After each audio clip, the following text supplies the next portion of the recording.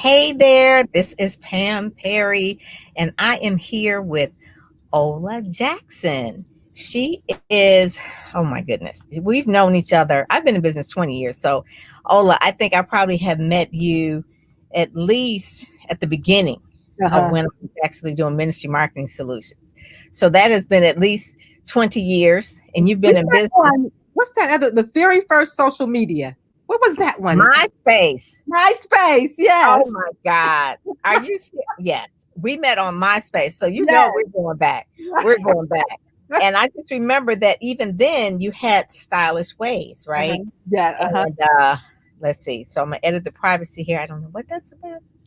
So okay. Yeah. So we're on Facebook as well. But I remember meeting you on MySpace and I Mhm. was like, this lady has like a magazine. And the Uh-huh. name of the magazine was called Onyx uh woman. Onyx Women. Onyx, uh-huh. And a lot of my clients went in there, Dr. Gail Hayes. There's so Oh, many, Dr. Pat Bailey. There were a ton of people that got yeah. in your magazine, and that was like the start of them really their PR journey. Uh-huh. It And was a same part for of me you. too. You got these people who are national. So it got me up a level. So you Yes, were very close to me then. yes. And you Tell started doing events and all of me. that sort of thing. I mean, it was like, how do I say it? You were always on the cutting edge. Uh-huh. And you're always making these changes and pivots and but kind of explain to everybody Ola Jackson. Mhm. We're talking about get out there and get known because you have this tenacity to pivot, to get out there, and you don't have any bashfulness about it. So kind of tell us a little bit where that came from and where that, I call it chutzpah, where that Yeah. chutzpah came from. Some of it may have been innate because I went into business, the first in my family to ever go into business. And I went out of, you're talking about pivot. I went out of a need when we discovered my son was autistic.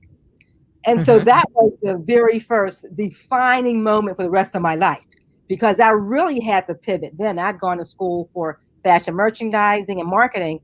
And so my anticipation was to work in retailing. But with Those my are long hours. son, yeah, uh-huh. With my son being autistic, I had to think, well, what can I do that would make me accessible to him? So you're talking about pivoting. That's where it all started. And so I started doing PR Okay. with small organizations, volunteering now. And so I pivoted into a business. I did special events, groundbreakings, ribbon cuttings, you name it. Everything from who holds the scissors, the etiquette of it, who holds the ribbon, who gave the most money. I mean, those things I never anticipated had to do with ribbon cutting. I would see a ribbon cutting and see a ribbon cutting, not the politics behind ribbon cutting. Mhm. When things got slow, I had to pivot again, and I started doing wardrobe presentations for job training services. So I used my fashion degree to go into these job training programs and teach them how to dress appropriately for the job interview. And the major pivot was a revelation. I stood in front of these women who were not paying me any attention. I said, I'll put it in writing. Mhm. And so, with no journalism experience, I really couldn't write. I started an 8-page disaster. And I say that because I want people to know that just because your launch wasn't what you thought it should be, it's a process. It's a process. It took It is, practice. it is a process. I mean, you have to forgive yourself for the mistakes. Because when I was done after the first few editions, I really thought that I should go in a witness protection program because I was just, it was that bad. I need to go hiding. And the deal was, I just kept pushing They and were pushing. like, I thought, shouldn't you be embarrassed, girl? But I just enhanced it and finally got it right. And I just remember one day walking into the grocery store and seeing what was an 8-page black and white disaster turn into, I think, Terry McMillan. What's her name? Waiting to Excel. Terry. Yeah.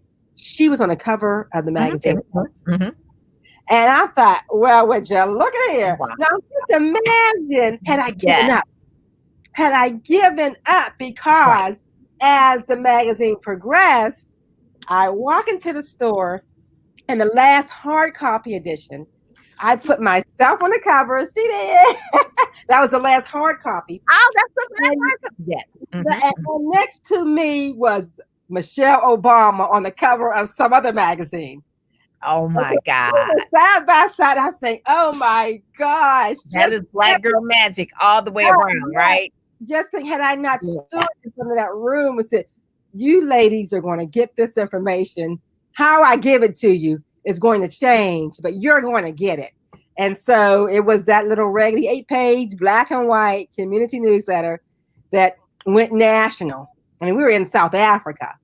Wow. And then after 25 years, I thought, I don't want to print a hard copy anymore. So I had changed. Yeah. Oh, then I looked at our society and everything was digital. I thought, I really don't want to be printing. It takes a long time. And at one time we were like every other month.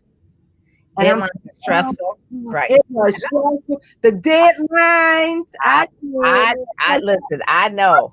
It is. The deadlines are always rolling, right? Oh my God, right. So I admire you, girl, because I know people don't see your hard work. They see the lovely publication, the end result. They don't know the phone calls, selling the proofing. Yes. The proofing. Continual proofing. Errors. Oh my God, the phone number. Can we change it? Stop the presses. This is wrong. I mean, it is a process. And even the paper quality, just checking on that. Oh my God. It's more than a notion. It is more than a notion. Everybody wants to be in the magazine. They want to publish a magazine without knowing. Thanks, Monique. Process. It's all about the process. And so at that point, after the 25th anniversary was the pivot into, okay, I'm getting older. My readers are getting older. What do I do to address the needs of the 40 plus women who are invisible to our society? The baby boomers and the late Gen Xers. Right. So, but the baby boomers, especially those that are, like I turned 60, and I don't know if did you turn 60 yet? That 60 club, yes. Yes. So turning that 60 in the age of Instagram, where everybody has that tight, pulled together, sitting up here, right? Yeah. and we're so tight. And we're still working out, we're still buying things, but nobody's paying us any attention. What about our concerns? So your stylish ways was to combine style and self-care. That was the infusion together, that it's not just style. I want to convince women, if we talk about shoes, we're also going to address foot care. If we talk about the latest glasses, you want to remind you to have your eyes examined. And so those types of things pull you in with, look at all those shoes. Yes. And so we have to, because it's really not a big effort to address issues for women over 60 who are saying, I'm really not done yet. Now, I still work out at the gym. I still like my earrings, my hair, and everything else. But no one is really saying, okay, we're speaking to you. No, they really weren't. Other than depends, So other than that, that was it. And so in ARP, I get the magazine, and the magazine is cool. But it doesn't give me that type of fashion flair that I really kind of still want. And yes, I still like the stuff. I still like doing stuff in the yard. I like repurposing stuff. I like household DIYs. I still like that. Tell me about your repurposing stuff, because you have a little gift or a knack about, you love to shop. I can see that you love to shop, but you also love to what they call resale shop or vintage. Repurpose now, I'm vintage. not much of a lover of shopping. I'm just a good shopper. So I can find something, like I had a hat on one time and it looked kind of basic. On my way out the door, I saw a strap on my purse. I made that. I'm going to give a shout out to someone who's watching us, right? Thank you, Mark Perry. I took the strap and put it on my hat, put it on Facebook. Oh my God, look at that. But I love to just take anything. I've taken scarves off of dresses and put them on my hat. I took a napkin ring, put a string on it, and made a necklace. What? I have to show it one day. But I took an earring and thought, oh wow, that might make a nice ring. So okay. Manetta says we're self-care and sassy. That is so true. Yeah, self-care and sassy. We're still sassy because you don't really feel whatever 60 is supposed to feel like. No. What is 60 supposed to feel like? And so I'm waiting for 50 to catch up. What is 50 supposed to feel like? So it's not really. I'm still wearing my high heel pumps and my pencil skirts. So I'm trying to make sure that I don't try to look young, but can still look younger. Yeah, we're not gonna look like Beyonce or Cardi B. You know, that's for that generation. So, you know, we're just kind of like that classy Michelle Obama-ish kind of right. Put the best example, still stylish and can wear the same thing, but it's how you wear it. Exactly. Right. Exactly. So tell me about self-care. So you have your son who has autism, and then you also take care of your mom. Mom moved out. Mom, I love you, but you got to go. Your mom, what happened with my mother? Oh. She called me one time and she said, come and get her. I thought she meant take her to the grocery store. Well, something, her kitchen fell in. So from that time on, like 7 months, she lived with me. And I had never experienced that type of self-care before because it's different because your mother is your mother, but it's still your house. Yeah. I can imagine. And then two ladies trying to be there at the same time. It's two grown ladies. Right. But she was in the kitchen, but she would not cook anything. And she would say, oh, am I ever going to find a place to live? I was like, oh, don't you worry about that. We're going to find you a place to live. So that was a whole different issue. I gained weight, got high blood pressure because it was something that many middle-aged women encountered. So I had to have self-care. I have this theory that I start every single morning by doing something for myself because you never know what could happen. It could be that phone call, mom, come and get me, or it could be something great that you have to be mentally clear how you're going to deal with that. And if I don't do something for myself, who really is at the end of the day? Because I saw in taking care of her how she didn't get a lot of calls, seeing how she was doing. And I thought, as generous as she was in her later years, that could be me. So why am I worrying on all these people who, when I get 80, they may not even be there for me. So I better make sure that I take care of me first. That's our responsibility. At the end of the day, people say, oh, if only I had more shoes or traveled more. It's if I were just healthier, being able to even walk to the bathroom because some people can't. I always say, every day you wake up, think of it as a miracle. Every day. Because every day. That is perspective. Right. It's a miracle because somebody didn't, and somebody will not be waking up tomorrow. So think, oh my God, it's a miracle that I woke up. The simple things in life, as we all age, we begin to realize, oh, this really wasn't all that important. And this really is. So taking a walk. I mean, just doing things for yourself. And why we don't do that, we talk about it. I don't know if we don't know how, but we just don't do it enough. Right. And one of the main things too is I just want to make sure that people check out your stylishways.com, which is the for ladies over 50 that still have their stylish ways together.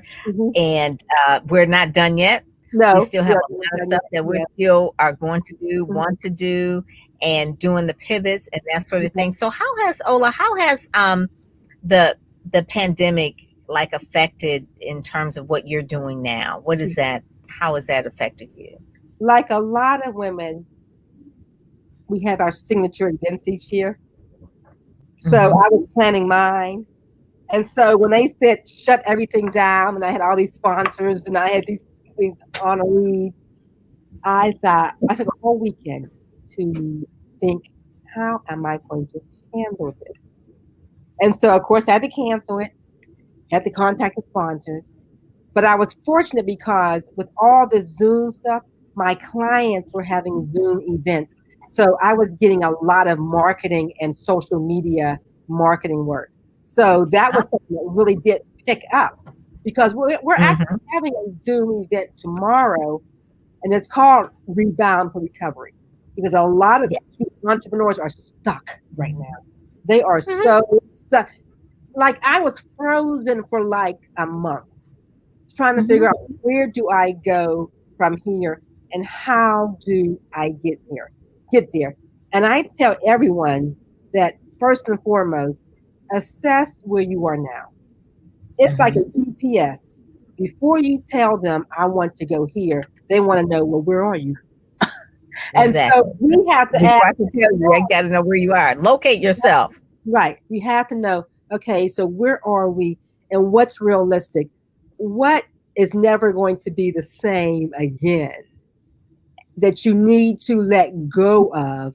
And what do you Mhm. need to learn to grasp onto so that you can move forward more than likely in a different way? So we got to That's pull good. back. That's We have good. anybody out there now who's confused, and sometimes we see them pulling on everything. I've seen Mhm. folks just they went from here to here because they're so nervous and just so confused. You have to assess, where am I going and what are the needs now? What do people Mhm. need right now that they didn't need before? And by all means, talk to your old clients and customers. People Yeah. have just gone away, they Mhm. have just disappeared.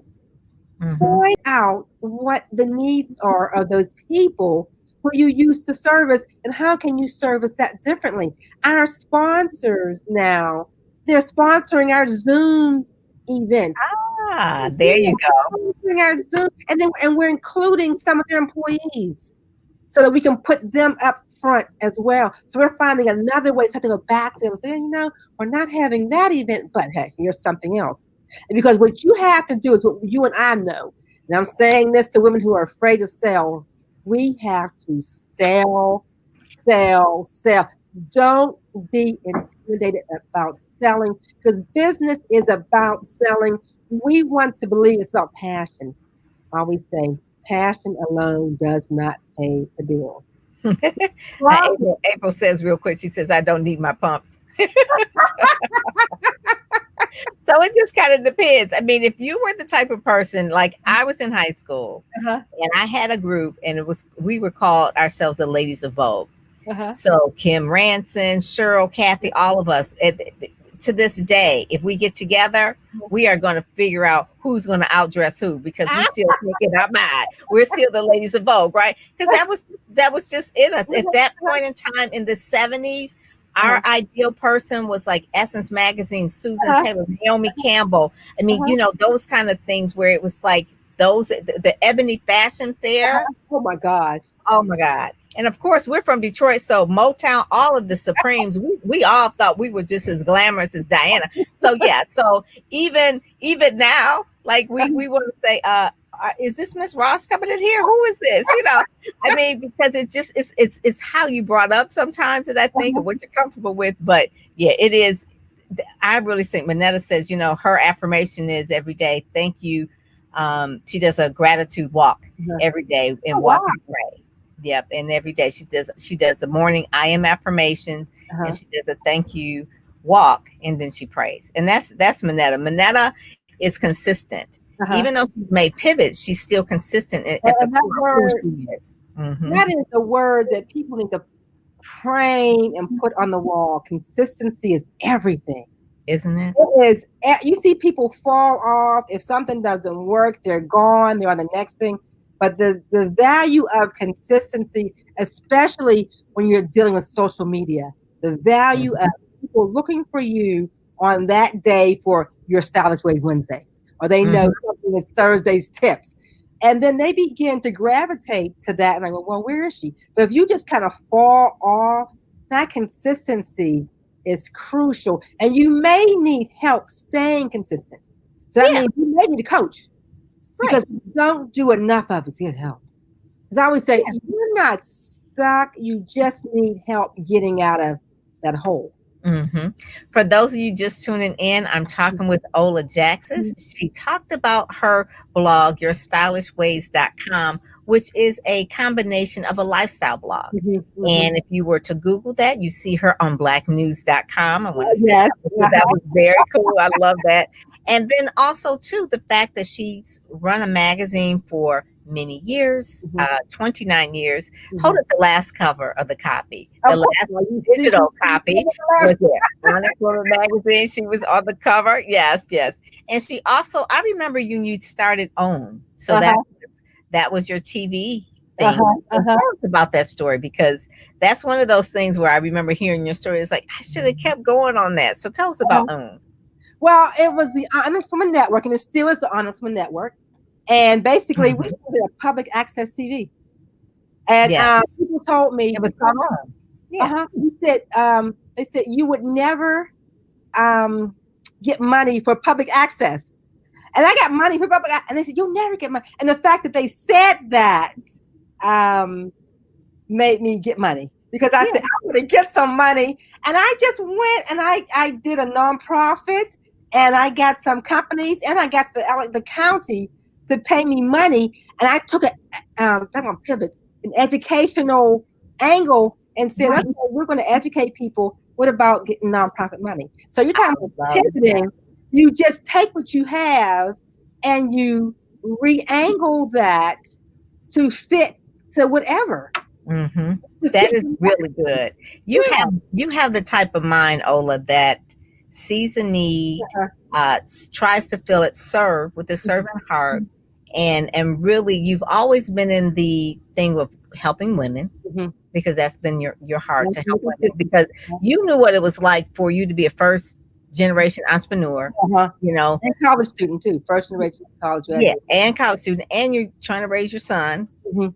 special needs, and Mhm. then you're trying to do this and do that, and then you had no really role models. Oh So no, no. Black Enterprise was it. I'm yeah, talking the far away mentors because I was able to see um, all those people in Black Enterprise. And I hmm saw Beverly Johnson on the cover of Glamour, and yeah, it was 70 I something. remember that. That was like, oh my god, yes. And so to think, years later, I was hmm on the cover, but it was my magazine. So hmm if you look at that, it's so important to have mentors and images that you say, that's what I want to do, and that's what I want to be. And It so is seeing her, I was like, oh my exposure creates desire. exposure. Really Yeah. does. Uh-huh. hmm Consistent exposure when you're selling something, whether it's a message or a brand or a service, that consistency that you talked about is crucial. hmm And getting out there, people come to me all the time and says, I want to get out there. Mhm. And I say, well, you can talk with Ola Jackson and she has a magazine, Onyx Woman magazine, or that sort of thing. Can you write an article? Talk about if people are as ready as they think they are. If you ask them, Yeah. oh, yeah, send me your photo. Oh, send me an article or send me this. And then talk about some talk about some of the Now, things that they see. this is I do a lot of things without a big team. I have a very small team for that exact reason. I went through that for years. Send me your resume. Okay, oh, I will. 1 week, 2 weeks, 2 years, nothing. Follow up is a crucial issue. Should I say with? I don't. It's a fortune in the follow up, basically. Uh-huh. A fortune in the follow up. It has really been a barrier for some women because they will not. I even say to people, I'll help you with your proposal. Send me this. But Well, what if they want to get in the magazine? What type of quality of pictures are they sending? Or if they want to have an article published, how do you have to edit it down? I have people send me bios for say the show and they send them to me in first person. mhm, mhm. Or a combination. It's first person. It'll start out like it's a bio, and then all of a sudden it's in first person. I'm like, what is this? And then it's an ad. And then I tell everybody, if you're a professional, you better find a photographer. and you better get a professional headshot. There Yes, you, there you yes, go. and you better get. People will send you something at their kitchen table, yet their whole branding is how professional. And then they're a coach. That's really gets me. The photo, take and you have to invest in yourself. Okay, You have so to say invest for instance in they do have a professional photographer. Do you yourself. help people with their style? Because sometimes people are clueless in style. Mhm. Like you talked about a pencil skirt. Uh-huh. So maybe your body isn't shaped for a pencil skirt, Mhm. but they like that pencil skirt. But Mhm. as a stylist, you have to say, well, your style is maybe more of an A-line skirt. Oh, sure. Uh-huh. But here's the thing: people are so attached to their style that I've learned as I age. Sometimes you have to mind your business. But that's how people can tell your age. If you are so attached to your style that you never change, that's how they can tell your age. Mhm. You have to be And in with you have to listen. You have to let people have gotten where they are for a reason. If somebody's in business for 20 or 30 years, they got there for a reason because people tend to think that branding is that beautiful website and that nicely designed business card. That's great. But at the end of the day, branding is how you do business. yes. Some of the people who spar, hey, doggy. All right. So today is national for those of you who are listening to the podcast and can't see the video. The dog, just National Dog Day is today, and Peppy wanted to make his appearance. So Hey, how is that? This Peppy. is my fur baby. So it is like every once in a while, Ola, he will just want to jump on the Zoom. And this has been really since the pandemic. And I guess, Yeah. all right. Are you good? Are you good? All right. So today is National Dog Day. He heard about it and it was like, okay, it's my day. I'm like, every day is your day. You need to sit down. Oh my God. But Ola, I think that one of the things that for you to have been in business for 29 years, to keep it going, every other month, you're producing a magazine, it's out distributed at grocery stores in the area. And what in the Pittsburgh area or the Well, now we're no longer hard copy. So we're right, all but you were in the Pittsburgh area. uh-huh. It was we went from once a month. I was like, oh no, I can't do this. Then every other month, and it was I can't do this either. And then it was it was quarterly because you have to stop and assess what is real a listing. Exactly. Really, because people are trying to do too much. I hope this COVID experience, as far as people being in quarantine, helps people to assess What's how really much important. I really need to be doing. Yeah. Can I focus on a few things here and make them work, or do I have to be juggling all these balls? So Mm-hmm. make a decision about what is going to work. What do you have really time for? I started a podcast in January. Mm-hmm. End of February, I thought, I I remember. don't have time. I remember. And it's okay. And I tell people all the time. Okay. I tell people all the time. I started the National Association of Black Podcasters, and my thing was to have a actual live event Uh-huh. this year. Obviously, COVID that got canceled. I was going to have it in Houston, and I said, well, it's still a Facebook group. People who have podcasts, they can think. So it just kind of morphed into something else. So a lot of clients that I help PR wise have joined the National Association of Black Podcasters. They don't have podcasts yet, but they have connected with other Black podcasters, and then they've made themselves guests on their show. Yes. Or contributors. So now it's a really good thing where podcasters are looking for good guests. My clients have been media trained, and so now they help each other, which is the point. I didn't know that was the point at the time. I just knew that all the Black podcasters need to come together, just like the Black journalists come together, just like the Black PR people come together, and so that was my whole point. I'm always going to be with different groups of people that have like mind. Right. You know, so if it's a Black journalist, Black PR, Black podcasters, because we can share resources and we can grow together. That's the whole point of really growing together. So, but at a certain point in time, it's like, what's really important? Like you said, is it important that I just stretch myself out and say, make it happen? No, at this point, no, just let it organically be what it is. Oh, sure. It is what it is. I don't want to post the blog because it takes a lot of time to do some of that stuff. So you might want to contribute to somebody else's blog. You don't have to be the one driving the car, it's okay to be a passenger. Let Mhm. somebody else drive. They can pick you up, and when they're sick of you, they can throw you out the car, whatever. But just think about Mhm. it. You don't have to, because everybody in January, I'm starting a podcast. Mhm. And Mhm. so no, find out who has a podcast. Ask them, can I do something every Friday? Or can I do something, a 2-minute segment? You don't have to have your own. Mhm. Mhm. So as we wrap up, Ola, what would you give someone advice of doing something that is scary this year Mhm, and they don't really have, quote unquote, they're starting from scratch or they're mhm, starting mhm, over?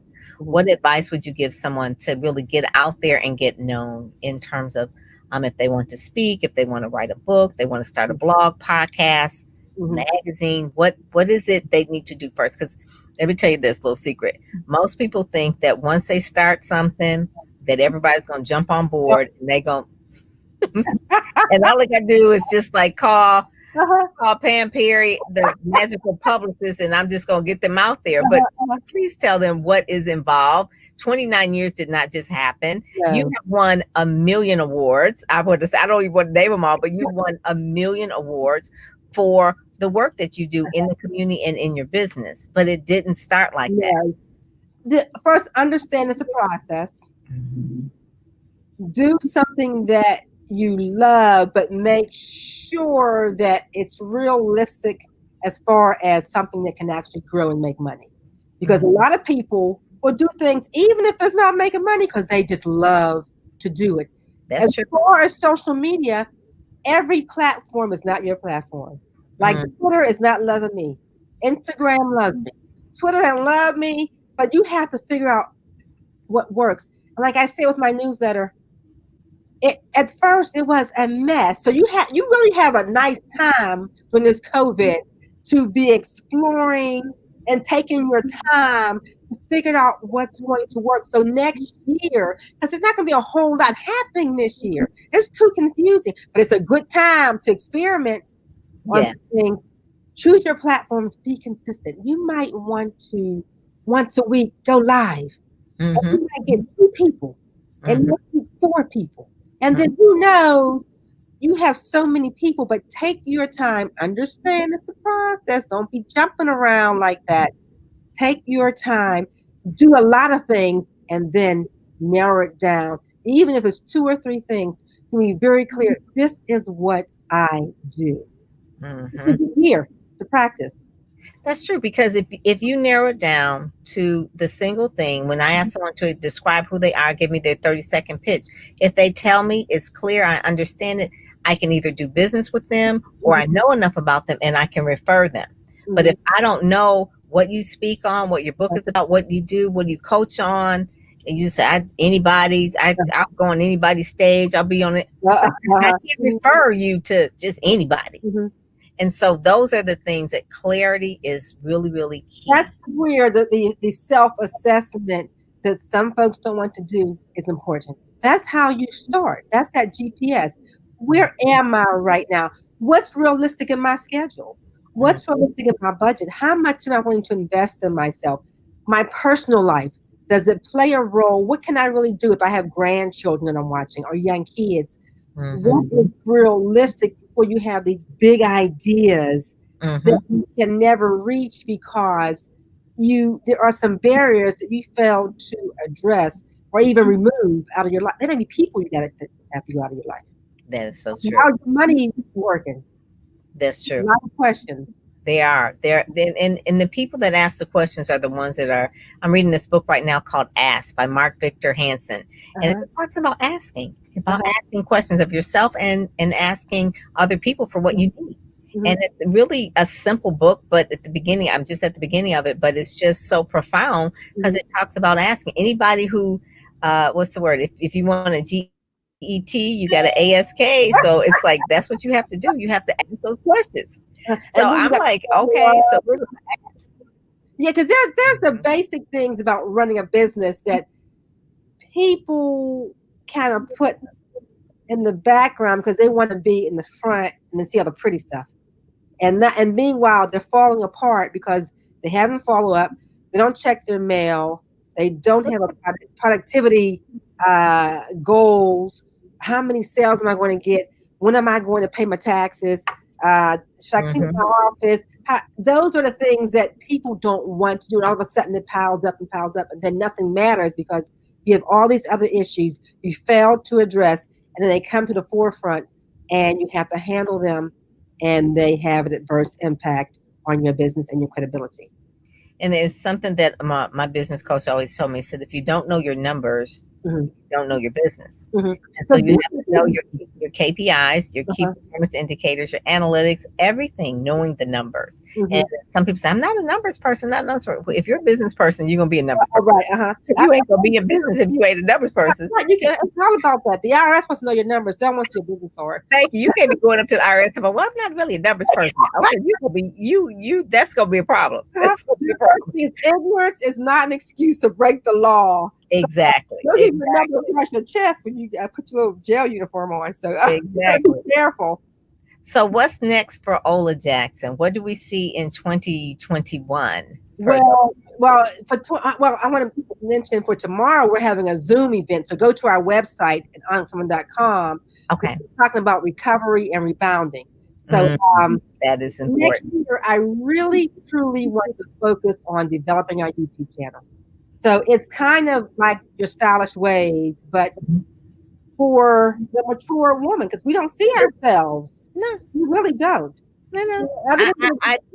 There's a few women that, like yourself, embrace technology, get out and do this. Now, I'll give you an example of something that this is StreamYard that we're on, and we have like a little, I guess you would say, caption, so to speak, for those on the podcast can't see it. But basically, I figured out how to do this, with the colors, with the red and the black and the green and the little scrolling at the bottom. But the main thing was putting in that, what they call an overlay. Yes. An overlay that has a PNG. I mean, I'm not technical. You have to teach us. I took a Zoom training because I always just did the one-on-one Zoom. All of a sudden, here comes this webinar with panels and everything, panelists.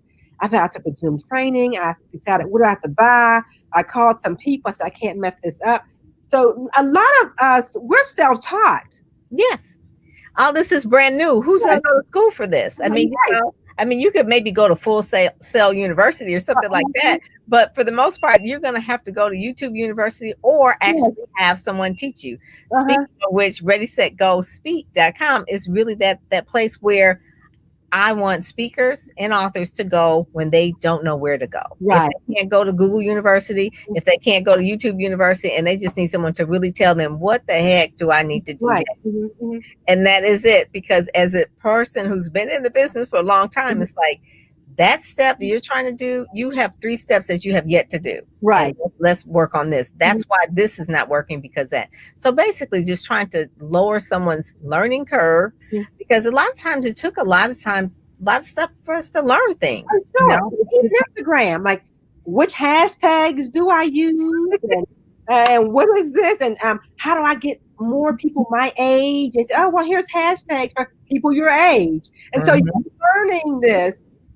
And even as you're not in your 40s or 50s, you have to be able to make the mistakes and get out there and do it, because we are not done yet. So yes. So what book are you reading, or what book are you you want to recommend? I just read The Warmth of Other Suns. Oh, yeah. It's the longest book. Yes, it is. It is very long. And I actually heard her at Michigan State University a couple of years ago. March. Oh, my God, is she smart. You have to be.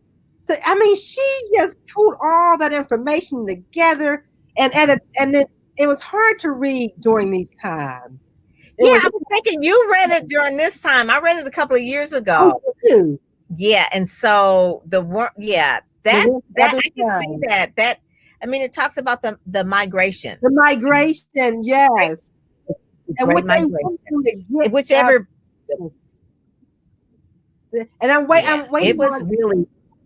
It was painful, but see, in the mornings I wake up very early. So as a part of the Do Things for Yourself, I read a book, and so I read Becoming last year, and then I'm doing The Vanishing Act next. where the one twin sister passes as white. And so that's my next one to read. I got to take a break because there's so much going on in the world. To read that book and to turn on the TV, it's, it's like Michelle Obama said, it's depressing. And so you got to space it out. You got to space it out. And one of the things too, reading does, a lot of people said I listen to audiobooks and that sort of thing, but reading is a function, doing it in the morning that really focuses something neurological that's different with reading that helps the brain versus just listening. Because my friend said, I got the audio. I said, no, I have to. It's something about that will help with dementia and a lot of things like that as well. I like the new words I might learn. There might be a word. What's that word? It's a different experience because it's different because you're more alive with the words because they have to really process. They process a different way. Tell me the book is show me. Yes, exactly. And from that, you're using all of the senses and your imagination, I think, a little bit. I could see it. I could see the man driving through for hours to get from the South. And I can visualize. It takes me through the story when I can read it. Yes. Well, Ola Jackson, thank you so much. So you want people to go to olajackson.com? Go to onyxwoman.com. Tomorrow we're going to have the Zoom. So that'll take you to our panel of folks who are talking about your career pivot because things are not going to be the same. Yes, it is. Entrepreneurship, mental health, because if we told the truth, a lot of us are probably quite depressed about what on a day. It's a global pandemic, so it's not like it's normal. But I do like what you said is that just release of what's not going to be the same anymore and focus on what do you need to do now?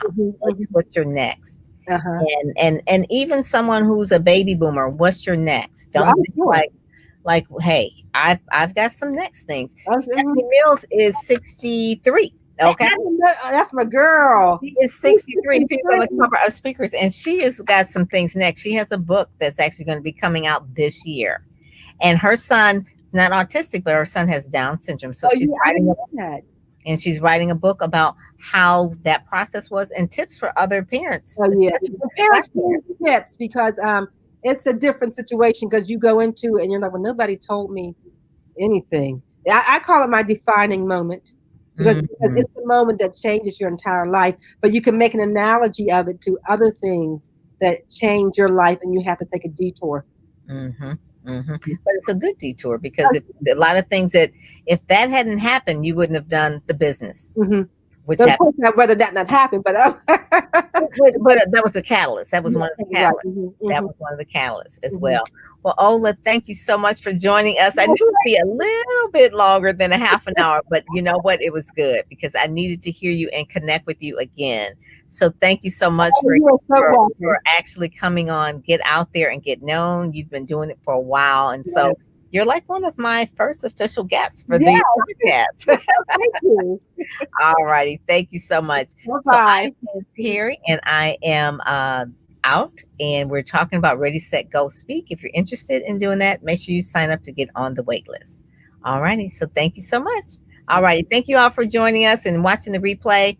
We'll talk to you soon. Bye-bye.